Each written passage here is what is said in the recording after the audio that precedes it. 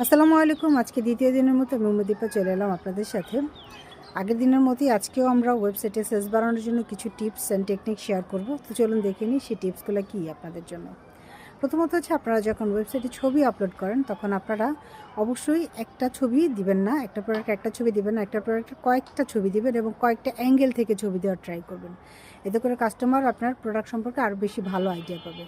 এরপরে আসে হচ্ছে ভিডিও। যখন ভিডিও প্রোডাক্টের ভিডিও যখন শেয়ার করবেন তখন অবশ্যই ভিডিওটা চেষ্টা করবেন কাছে থেকে শ্যুট করার। কারণ অনেকেই দেখতে চায় যে আসলে প্রোডাক্টটা কাছে থেকে দেখতে কেমন লাগে, বা একদম কাছে থেকে আমরা যখন ধরে দেখি বাজারে বা মার্কেটে আমরা যখন প্রোডাক্টগুলো কিনি তখন কিন্তু আমরা ধরে দেখি। তো এইভাবে তো আর ধরে দেখার সুযোগ থাকে না অনলাইনে কেনার সময়। সো এই কারণে হচ্ছে আপনার ভিডিওটা কাছে থেকে শ্যুট করার ট্রাই করবেন। এরপর হচ্ছে, আপনারা যখন প্রোডাক্টটা আপলোড করবেন তখনও অবশ্যই প্রোডাক্টের ডেসক্রিপশন, টাইটেল কিন্তু আমরা দিই। তো অবশ্যই চেষ্টা করব টাইটেল এবং ডেসক্রিপশনে মেটা কিওয়ার্ডগুলো রাখার জন্য আমরা অবশ্যই ট্রাই করব। এই সাথে সাথে হচ্ছে, আপনারা অবশ্যই ওয়েবসাইটে হোয়াটসঅ্যাপ এবং মেসেঞ্জার বাটনটা অন করে রাখবেন, যাতে কাস্টমার দ্রুত আপনার সাথে কানেক্ট হতে পারে। কারণ কাস্টমার যত দ্রুত আপনার সাথে কানেক্ট হতে পারবে তত বেশি আপনার সেলসটা কনভার্ট হওয়ার চান্স থাকবে। ধন্যবাদ সবাইকে। আজকে এই ছিল, আবার দেখা হবে ইনশাল্লাহ। আসসালামু আলাইকুম।